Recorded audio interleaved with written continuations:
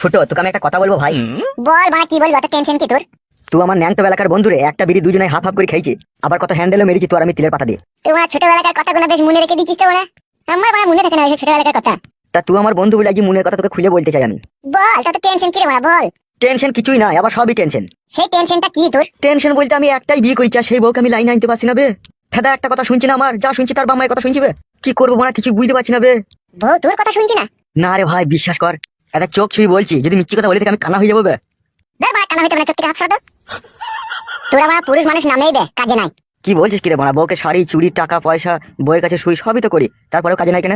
বউকে শাড়ি চুড়ি গয়না কিনে দিলি, বউয়ের কাছে স্বামী হওয়া যায় না, আর বউয়ের কাছে শুলি পুরুষ হওয়া যায় না। তাইলে কি করতে হবে? তাইলে সবাই পুরুষ মানুষ হইতে রে বাড়া। তাইলে তুই কি বলতে চাইছিস আমি পুরুষ লয়? পুরুষ তুই নিজের কাছে পুরুষ, কিন্তু তোর বউয়ের কাছে তুই কাপুরুষ। কি বলছিস তুই? আমি এই পর্যন্ত কটা বিয়ে করেছি কই বলতো? এই তো এই এমএলএর বউ খেলে 3 নম্বর চলছে তোর। আর এমএলএ বউয়ের আগে দুটো বউ আছে তোর ওইদিকে। তাহলে একবার চিন্তা করে দেখেছিস তুই আমি কত বড় বীর পুরুষ? দুটো আমার আগেকার বউ আছে, তারা কিন্তু আমাকে ছেড়ে চলে যায়নি, আমি তাদেরকে ছেড়ে দিয়ে চলে এসেছি এমএলএ বউকে নিয়ে। হ্যাঁ রে মারা, তুই যে কি ভাগ্যবান পুরুষ তা আমি বুঝতে পারছি। তোর কপালে কপাল দাল লাইতে ইচ্ছা হচ্ছে। ডলাই না, কপালে মইচি পড়ে যাবে তোর। মইছি পড়ে গেলেও তোর মতো ভাগ্যবান পুরুষ হইতে আমার খুব মন চাইছে বে। তুই সত্যি করে লাখে হাজারে একটাই ভাগ্যবান পুরুষ বে। তিনটি মেয়ে বে তোর কাছে, যাকে মন তাকে তুই যেমন তাই করছিস বে। আর আমি মারা ঘর থেকে 1.5 লাখ টাকা খরচা করে বিয়ে করলাম বে, অথচ বউ কথা শুনছি না। বাল করে শুনবে তুই কথা, মেন জায়গাতে জিরো করে চাটিস তুই। কি কি কি বলছিস রে মারা তুই এইসব? ঠিকই বলছিস বোকাচোদা, হাঁটা বন্ধ কর। বাল মুকুচোদা, মেয়ে ছেলেকে কাবু করতে পারবি না, তা বিয়ে করতে বললি তোকে? কোন বোকাচোদা বিয়ে করতে বললি তোকে?